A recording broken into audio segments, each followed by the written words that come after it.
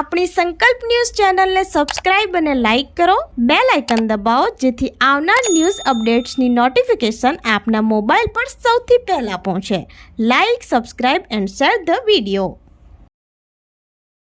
નમસ્કાર દર્શક મિત્રો, હું છું પૂજા ટંડેલ. સંકલ્પ ન્યૂઝમાં આપનું સ્વાગત છે. સમાચારની શરૂઆત કરતા પહેલા એક નજર આજના મુખ્ય સમાચાર ઉપર.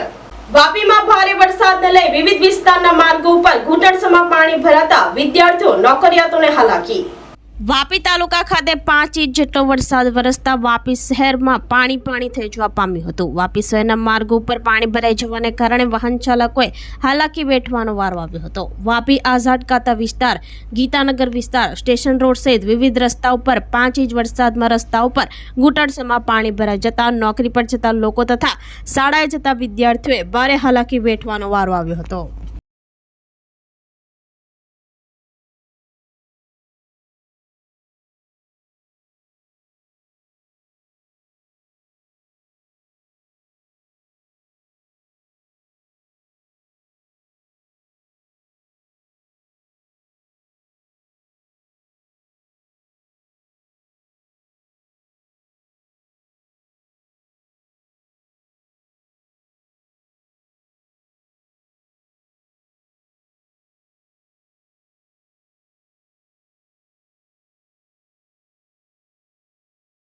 ઉદવાડા રેલવે સ્ટેશન પાસેથી પારડી પોલીસ મથકે દારૂના કેસમાં વોન્ટેડ આરોપીને પોલીસે ઝડપી પાડ્યો. પારડી પોલીસ મથકે દારૂના કેસમાં વોન્ટેડ આરોપીને ઉદવાડા રેલવે સ્ટેશન પાસેથી પોલીસની ટીમે ઝડપી પાડ્યો હતો. વલસાડ એલસીબીની ટીમને મળેલ બાતમીના આધારે દમણ વિસ્તારમાં રહેતો એક યુવકને ઉદવાડા રેલવે સ્ટેશન ખાતે આવનાર છે. આ ઇસમ પારડી પોલીસ મથક વિસ્તારમાં વિદેશી દારૂ કે કેસમાં વોન્ટેડ હોવાની બાતમી મળી હતી. વલસાડ એલસીબીની ટીમે બાતમીના વર્ણનવાળા ઇસમને અટકાવી ચેક કરતા પારડીમાં વર્ષ 2023માં નોંધાયેલા પ્રોહિબિશન કેસમાં વોન્ટેડ હોવાની કબૂલાત કરતા પોલીસે આરોપીને ઝડપી પાડી પારડી પોલીસ મથકે લાવી આગળની તપાસ હાથ ધરી છે.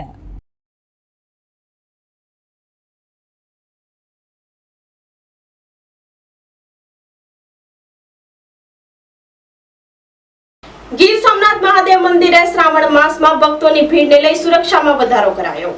શિવના અતિપ્રિય ગણાતા શ્રાવણ માસનો પ્રારંભ સોમવારથી થઈ રહ્યો છે, ત્યારે ગીર સોમનાથ મહાદેવ મંદિરે લાખો લોકો ઉમટી પડશે, જેને લઈ સોમનાથની સુરક્ષામાં વધારો કરાયો છે.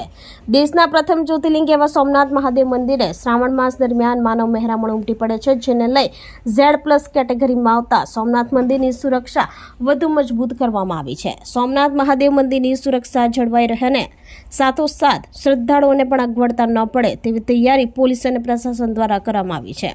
સોમનાથ મંદિરે 300 પોલીસ જવાનો, SRP અને QRTની ટીમ અને ઘોડેસવાર દ્વારા મંદિરની સુરક્ષા કરવામાં આવશે. એટલું જ નહીં, બોમ્બ સ્ક્વોડ પણ તૈનાત રાખવામાં આવશે. ગીર સોમનાથથી રિપોર્ટર વિશાલ તંબોલી, સંકલ્પ ન્યૂઝ.